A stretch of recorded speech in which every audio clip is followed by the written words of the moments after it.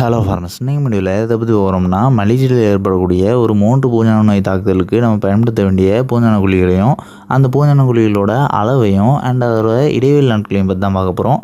So first என்னென்ன பூஞ்சான நோய்கள்னு பார்க்கும்போது, மல்லிச்செடியில் ஏற்படக்கூடிய இலைப்புள்ளி பூஞ்சான நோய், துரு பூஞ்சான நோய், மேல் சாம்பல் நோய், இந்த 3 பூஞ்சான நோய்களுக்கு நம்ம பயன்படுத்த வேண்டிய பூஞ்சான குழிகளை பற்றி தான் பார்க்க போகிறோம்.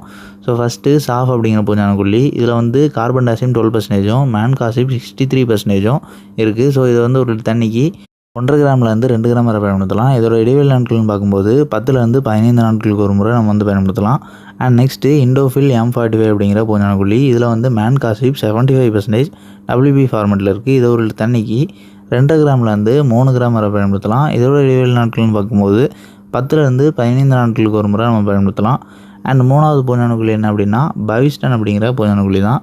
இதில் என்ன மூலக்கூறு இருக்குது அப்படின்னு பார்க்கும்போது, இதில் வந்து கார்பன் டை ஆக்சைடு 50% WP ஃபார்மெட்டில் இருக்குது. இது ஒரு தண்ணிக்கு 1 கிராம் அப்படிங்கிற அளவில் வந்து நம்ம பயன்படுத்தலாம். அண்ட் இதுவுமே 10லேருந்து 15 நாட்களுக்கு ஒரு முறை இடைவெளி விட்டு நம்ம பயன்படுத்தலாம். அண்ட் நெக்ஸ்ட்டு அமிஸ்டர் அப்படிங்கிற பூஞ்சான குழி, இதில் வந்து என்ன எலிமெண்ட் அப்படின்னு பார்க்கும்போது அசாக்சிஸ்ட்ராபின் 23% SC ஃபார்முலேஷனில் இருக்குது. இது வந்து ஒரு தண்ணிக்கு 1 ml அப்படிங்கிற அளவில் வந்து நம்ம பயன்படுத்தலாம். இந்த பூஞ்சான குழியை எத்தனை நாளைக்கு ஒரு முறை பயன்படுத்தலாம் அப்படின்னு பார்க்கும்போது, இது வந்து நம்ம 12லேருந்து 15 நாட்களுக்கு ஒரு முறை மல்லிச்செடிக்கு ஸ்ப்ரே பண்ணலாம். அண்ட் நெக்ஸ்ட்டு ஸ்கோர் அப்படிங்கிற பூஞ்சான குழி, இதில் வந்து என்ன எலிமெண்ட் அப்படின்னு பார்க்கும்போது டைஃபெனாகோனாசோல் 25% EC ஃபார்முலேஷனில் இருக்குது. இதை வந்து ஒரு தண்ணிக்கு நம்ம வந்து 0.3 ml அப்படிங்கிற அளவில் வந்து நம்ம பயன்படுத்தலாம். ஸோ இதை வந்து நம்ம எத்தனை நாளைக்கு ஒரு முறை பயன்படுத்தலாம் அப்படின்னு பார்க்கும்போது 12லேருந்து 15 நாட்களுக்கு ஒரு முறை பயன்படுத்தலாம். இதுவுமே நம்ம ப்ரீவியஸாக குறிப்பிட்டது போல். அண்ட் நெக்ஸ்ட்டு நேட்டிவ் அப்படிங்கிற பூஞ்சான குழி, இதில் வந்து என்ன எலிமெண்ட் அப்படின்னு பார்க்கும்போது டெபுகோனசோல் 50%, ட்ரைஃப்ளாக்சிஸ்ட்ராபின் 25% WG ஃபார்மெட்டில் இருக்குது. அதாவது இது வந்து WDG அப்படின்னு குறிப்பிடக்கூடிய வாட்டர் டிஸ்பர்சிபிள் கிரானியூல்ஸ்னு குறிப்பிடக்கூடிய நீரில் கரையக்கூடிய குறுநோய் வடிவிலான பூஞ்சான குழி வந்து இது இருக்குது. இதோட டோசேஜ்னு பார்க்கும்போது ஒரு தண்ணிக்கு 0.3 கிராம் அப்படிங்கிற அளவில் வந்து நம்ம பயன்படுத்தணும். அண்ட் இது வந்து நம்ம 15 நாட்களுக்கு ஒரு முறை இடைவெளி விட்டு பயன்படுத்தினா போதும். அண்ட் நம்ம குறிப்பிட்டிருக்கக்கூடிய பூஞ்சான குழிகள் இல்லாமல் இன்னொரு 2 பூஞ்சான குழிகள் இருக்குது. ஸோ அந்த 2 பூஞ்சான குழியை பற்றி பார்க்குறதுக்கு முன்னாடி நம்ம இதில் வந்து குறிப்பிட்டிருக்கக்கூடிய ஃபார்முலேஷன்ஸை பற்றி சொல்லிடுறோம். அதாவது WP அப்படிங்கிறது வந்து வெட்டபிள் பவுடர் அப்படின்னு குறிப்பிடக்கூடியது. குறுநை வடிவில் கிடையாது, அதாவது இது வந்து தூள் வடிவில் இருக்கும். அது நார்மலாக பவுடர் எப்படி இருக்குமோ அதே மாதிரி தான் இருக்கும். அண்ட் நெக்ஸ்ட்டு SC அப்படிங்கிறது வந்து சஸ்பென்ஷன் கான்சன்ட்ரேட் அப்படின்னு குறிப்பிடக்கூடிய ஃபார்முலேஷன். இது வந்து திக்கான சொல்யூஷனாக இருக்கும். அண்ட் இந்த SC ஃபார்முலேஷனில் இருக்கக்கூடிய பெரும்பாலான மாலிகுல்ஸ் வந்து நம்ம யூஸ் பண்ணுறதுக்கு முன்னாடி பாட்டில் நல்லா குலுக்கிட்டு தான் யூஸ் பண்ணோம். ஸோ அப்படின்னா தான் அதில் இருக்கக்கூடிய மூலக்கூறு வந்து நல்லா அதில் இருக்கக்கூடிய அட்ஜுவன்ஸோட மிக்ஸ் ஆகி நம்ம கலக்கும்போது ஈவனாக ஸ்ப்ரெட் ஆகி ஒர்க் ஆகும்.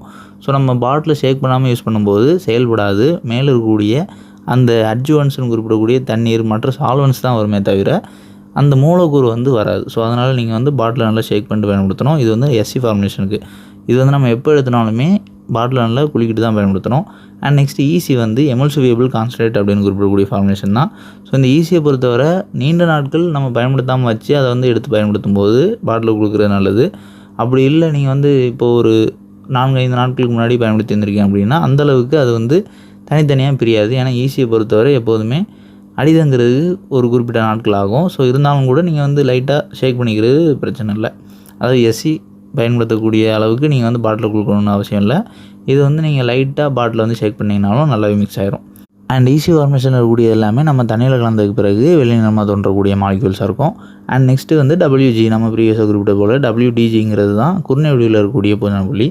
இப்போ மீதமுள்ள 2 பூஞ்சான குழியை பற்றி பார்த்துடலாம். அதாவது பிளிட்டாக்ஸ் அப்படிங்கிற பூஞ்சான குழி தான். இதில் வந்து காப்பர் ஆக்சிக்ளோரைடு 50% WP ஃபார்மெட்டில் இருக்குது. இது ஒரு தண்ணிக்கு 2லேருந்து 2.5 கிராம் வந்து நம்ம பயன்படுத்தலாம். அண்ட் இதோட இடைவெளி நாட்கள்னு பார்க்கும்போது இதை வந்து நம்ம 15 நாட்களுக்கு ஒரு முறை பயன்படுத்தினா போதும். அண்ட் நெக்ஸ்ட் லாஸ்ட்டாக சல்ஃபர் 80% WP ஃபார்முலேஷனில் இருக்கக்கூடியது. ஸோ இது வந்து பல்வேறு பிராண்ட்ஸில் அவைலபிளாக இருக்குது. ஸோ நம்ம வந்து இமேஜ் டிஸ்பிளே பண்ணுறோம். நீங்கள் வந்து எந்த பிராண்டில் வாங்கினீங்கனாலும் நம்ம குறிப்பிடக்கூடிய அந்த பூஞ்சான குழியில் இருக்கக்கூடிய மூலக்கூறை வெரிஃபை பண்ணிட்டு பயன்படுத்துங்க. ஸோ நம்ம குறிப்பிட்டிருக்கக்கூடிய எந்த ஒரு பூஞ்சான குழியில் இருக்கட்டும் அந்த மருந்துக்கு நம்ம குறிப்பிட்டிருக்கக்கூடிய மூலக்கூறோட அளவையும் அதே மூலக்கூறா அப்படிங்கிறத வந்து நீங்கள் மற்ற பிராண்டில் வெரிஃபை பண்ணிட்டு அதை வந்து செக் பண்ணிவிட்டு வாங்கி பயன்படுத்துங்க. ஏன்னா நம்ம குறிப்பிட்டிருக்கக்கூடிய மூலக்கூறுகள் இல்லாத பூஞ்சான குழிகள் நீங்கள் வேறு எதுவும் வாங்கி பயன்படுத்தும் பட்சத்தில் அதை நம்ம குறிப்பிட்டிருக்கக்கூடிய பூஞ்சான நோய்களுக்கு கேட்குமா அப்படிங்கிறது வந்து அந்த மூலக்கூறு நமக்கு தெரிஞ்சதான் சொல்ல முடியும். ஸோ அப்படி ஒருவேளை வேறு ஏதாவது நீங்கள் பயன்படுத்துகிறீங்க அப்படின்னா அதை வந்து கமெண்ட் பண்ணுங்கள். அதை நம்ம வேலை செய்யுமா செய்யாதா அப்படிங்கிறத வந்து நம்ம சொல்கிறோம். அண்ட் இந்த சல்ஃபர் வந்து ஒரு தண்ணிக்கு 2 கிராம் அப்படிங்கிற அளவில் வந்து நம்ம பயன்படுத்தலாம். இதோட இடைவெளி நாட்கள்னு பார்க்கும்போது 15லேருந்து 20 நாட்களுக்கு ஒரு முறை நம்ம பயன்படுத்தினா போதும். அண்ட் இப்போ வந்து நம்ம லாஸ்ட்டாக அடிஷ்னல் இன்ஃபர்மேஷனாக நம்ம வந்து ஒன்று சொல்கிறோம். அதாவது பொதுவாக மல்லிகை செடியை பொறுத்தவரை பூஞ்சான நோய்கள் வந்து ரெகுலராக ஏற்படாது. அதாவது நம்ம வந்து மல்லிகை செடியில் செம்பேனுக்கான மருந்துகள் பயன்படுத்துவோம், அந்த பேன் குழிகள் பயன்படுத்துவோம். அந்த பேன்களை பொறுத்தவரை மல்லிகை செடி வந்து வெயில் காலங்களில் தொடர்ச்சியாக அக்கறாகும். அதாவது நம்ம முறையாக பேன் குழிகள் பயன்படுத்தாமல் இருக்கும் பட்சத்தில் பேன்கள் வந்து வீரியமாக பரவிட்டே இருக்கும். ஸோ அதை வந்து நம்ம ஒரு குறிப்பிட்ட இடைவெளி நாட்களில் வெயில் காலங்களை பொறுத்தவரை தொடர்ச்சியாக மருந்து பயன்படுத்துகிற மாதிரி இருக்கும். அண்டு அதே மாதிரி தான் இந்த புழுக்களுக்கும் அண்ட் சாரஞ்சும் பூச்சிகளுக்கும். ஸோ சாரஞ்சும் பூச்சிகள் வந்து கடைசியாக வரக்கூடியது தான், அதுக்கும் கீழே வரக்கூடியது தான் பூஞ்சான நோய்கள். அதாவது புழுக்களுக்கு பார்க்கும்போது மகசூல் அதிக அளவு சேதப்படுத்தும். அண்ட் பச்சை புழுக்கள், பூண்டு புழுக்கள் ஏற்பட்டுச்சுன்னா பயிரோட ஒட்டுமொத்த தோற்றத்தையுமே மாற்றிடும். அதாவது இலைகள், கொப்புகள் எல்லாத்தையுமே அரித்து விட்டுரும். ஸோ அதுக்கு வந்து நம்ம குறிப்பிட்ட இடைவெளி நாட்களுக்கு ஒரு முறை நம்ம பேன்களுக்கு பயன்படுத்துகிற மாதிரியே புழுக்களுக்கு பூச்சிக்கொல்லிகள் வந்து பயன்படுத்தி ஆகணும். ஆனால் இதுவே இந்த சாரஞ்சும் பூச்சி அப்படின்னு பார்க்கும்போது வந்து இந்த பூஞ்சான நோய்கள் மாதிரி தான் ரேராக தான் ஏற்படும். அது குறிப்பிட்ட ஒரு சில காரணங்களால் தான் ஏற்படும். அதிகமான கெமிக்கல் உரங்கள் பயன்படுத்தும் போது, அதாவது செயற்கை உரங்கள், இயற்கையெல்லாம் செயற்கை உரங்கள் நம்ம பயன்படுத்தும் போதோ, அப்படி இல்லைனா செடியை சுற்றிலும் அனாவசியமான களைகள் அதிக அளவு வளர்ந்து காணப்படும் போதோ அதிக அளவு இந்த சாரஞ்சும் பூச்சி தாக்குதல் வந்து ஏற்படும். ப்ளஸ் இது இல்லாமல் இந்த சாரஞ்சும் பூச்சி தாக்குதல் ஏற்படக்கூடிய பயிர்கள், அதாவது இப்போ குறிப்பிட்டு கத்திரி செடியோ இல்லைனா பருத்தியோ இல்லைனா வெண்டையோ இந்த மாதிரி மற்ற அதிகமான சாரஞ்சும் பூச்சி தாக்குதல் ஏற்படக்கூடிய பயிர்கள் உங்களோட ஃபீல்டுலேயோ இல்லைனா பக்கத்து ஃபீல்டுலேயோ எங்கேயாவது இருக்கும்போதோ இல்லைனா காற்றின் திசை வரக்கூடிய இடத்துல வந்து இருக்கும்போதோ சுலபமாக உங்களோட ஃபீல்ட்லேயும் அது வந்து ஏற்படும். ஸோ இந்த மாதிரியான காரணிகள் வந்து இல்லை அப்படிங்கிற பட்சத்தில் ரேராக மழைப்பொழிவு ஏற்படும் போது அப்பப்போ ஏற்படும். அண்ட் தன்னாலே அது வந்து எக்ஸ்டெண்ட் ஆகிரும். ஸோ அதுக்கு வந்து நீங்கள் அப்போதைக்கு மட்டும் பயன்படுத்தின போதும், எப்போ வந்து சாரஞ்சும் பூச்சி தாக்குதல் தென்படுதோ. ஸோ இந்த பூஞ்சான நோய்களுமே அதே மாதிரி தான். நம்ம வந்து இந்த பூஞ்சான கொல்லிகள் வந்து எதுக்கு இத்தனை மருந்துகள் சொல்லி அதோட டோசேஜும் இடைவெளி நாட்களும் குறிப்பிட்டிருக்கோம் அப்படின்னா, பொதுவாக மல்லிகை செடியில் ஏற்படக்கூடிய 3 பூஞ்சான நோய்களை கட்டுப்படுத்துறதுக்காக தான் நம்ம குறிப்பிட்டிருக்கோம். ஆனால் அந்த 3 பூஞ்சான நோய்களோட அறிகுறிகள் வந்து பெரும்பாலான விவசாயிகள் உடனே கண்டறிஞ்சிக்கிறதுக்கு சிரமமாக இருக்கும். அதுவும் குறிப்பாக பிகினர்ஸாக இருக்கும் பட்சத்தில், அதாவது நீங்கள் இப்போ தான் மல்லிகை விவசாயம் பண்ண ஆரம்பிச்சிருந்துருக்கீங்க, பூஞ்சான நோய்கள் ஏற்பட்டிருக்கு அப்படிங்கிறது வந்து தெரியுது, ஆனால் அது என்ன அப்படிங்கிறது தெரியலனாலோ இல்லைனா இந்த பூஞ்சான நோயை வந்து எப்படி குணப்படுத்துறது அப்படின்னு தெரியலனாலோ நீங்கள் நம்ம குறிப்பிட்டிருக்கக்கூடிய மருந்துகளில் ஏதேனும் ஒரு மருந்து ஸ்ப்ரே பண்ணி பாருங்கள். ஸோ நீங்கள் ஸ்ப்ரே பண்ணதுக்கு பிறகு நம்ம குறிப்பிட்டிருக்கக்கூடிய அந்த இடைவெளி நாட்களுக்குள்ளே கண்டிப்பாக மல்லிகை செடியில் வந்து கொப்புகள் தோற்றுவிக்கும். அதாவது நம்ம குறிப்பிட்டிருக்கக்கூடிய இடைவெளி நாட்கள்னு பார்க்கும்போது குறைஞ்சபட்சம் 10 நாட்கள் வந்து அதிகபட்சம் 12, 15, 20 நாட்களுக்கு வர மருந்துகள் வந்து நம்ம குறிப்பிட்டிருந்திருக்கோம். ஸோ இதில் வந்து 10 நாட்கள் அப்படின்னு பார்க்கும்போதே புதிதாக அரும்புகள் வந்து பொதுவாக மல்லிகை செடியில் வந்து தோற்றுவிக்கும். ஸோ நீங்கள் குணமாயிருக்கு அப்படிங்கிறது வந்து எப்படி தெரிஞ்சுக்கலாம் அப்படின்னா, புதிதாக வளரக்கூடிய கொப்புகளில் நீங்கள் ஏற்கனவே பார்த்துருக்கக்கூடிய சேதமடைந்த இலைகள் மாதிரி எதுவும் இல்லை அப்படின்னா அதை வச்சு சுலபமாக ஐடென்டிஃபை பண்ணிக்கலாம்.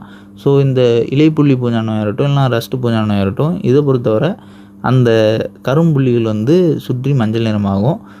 பெரும்பாலான இலைகள் வந்து இயற்கையாகவே அந்த செடி வந்து அந்த சேதமடைந்த இலைகளை செடியோட ஆரோக்கியத்தை தக்க வச்சுக்கிறதுக்காக அதுவே உதிர்த்திரும். இது நீங்கள் பூஞ்சான கொல்லி பயன்படுத்திய பிறகு இன்னும் வேகமாக நடக்கும். ஸோ அந்த செடியோட எதிர்ப்பு சக்தி இயற்கையாக செடியை பாதுகாக்கிறதுக்கு செயல்படக்கூடிய செயல்பாடு தான் இது. ஸோ இதன் மூலயமா அந்த இலைகள் எல்லாமே தன்னால் காய்ந்து உதிர்வு ஏற்படும். நீங்கள் பயன்படுத்தும் போது இன்னுமே சுலபமாக இந்த இலைகள் வந்து காய்ந்து உதிர்வு ஏற்படும். அண்ட் பவுட்ரி மேல்டியூன்னு பார்க்கும்போதுமே மேல் சாம்பல் நோய் தான். அந்த மேல் சாம்பல் நோயில் வந்து தூசி போன்று சாம்பல் போன்று இலைகளுக்கு மேல் பருவம் புதிதாக வரக்கூடிய இலைகளில் தென்படலை அப்படின்னா அது வந்து நீங்கள் க்யூர் ஆயிடுச்சு அப்படிங்கிறத வந்து உறுதிப்படுத்திக்கலாம். ஸோ இது வந்து நம்ம குறிப்பிட்டிருக்கக்கூடிய அந்த இடைவெளி நாட்களை நீங்கள் பேஸ் பண்ணி அடுத்த கட்டமாக மருந்துகள் ஸ்ப்ரே பண்ணுறதுக்கு முன்னாடி வரக்கூடிய இலைகளை வச்சு முடிவு பண்ணிக்கலாம். அண்டு ஆல்ரெடி சேதமடைந்த இலைகள் அப்படியே இருக்கும்போது அதுக்கு மேலும் மேலும் பரவாமல் இருக்கும்போது அதை வச்சுமே நீங்கள் முடிவு பண்ணிக்கலாம். ஸோ இது வந்து நம்ம குறிப்பிட்றது என்ன நோய் ஏற்பட்டிருக்கு, எதனால் ஏற்பட்டிருக்கு, இந்த மாதிரி எதுவுமே தெரியாத விவசாயிகள் ஏதேனும் ஒரு மருந்து பயன்படுத்தும் போது அந்த நோய் வந்து குணமடைய ஆரம்பிக்கும். ஸோ அதை வச்சு நீங்கள் வந்து இதுதான் அப்படிங்கிறத வந்து கொஞ்சம் கொஞ்சமாக அனலைஸ் பண்ணிக்கலாம். அண்ட் இந்த வீடியோவில் ஏதாவது டவுட் இருந்துச்சுன்னா கமெண்ட் பண்ணுங்கள். நம்மளோட அக்ரிகல்ச்சர் சேனலில் நீங்கள் புதிய வீடியோ பார்க்கக்கூடிய விவசாயிகளாக இருக்கீங்க அப்படின்னா நம்மளோட சேனலை மறக்காமல் சப்ஸ்கிரைப் பண்ணிங்க.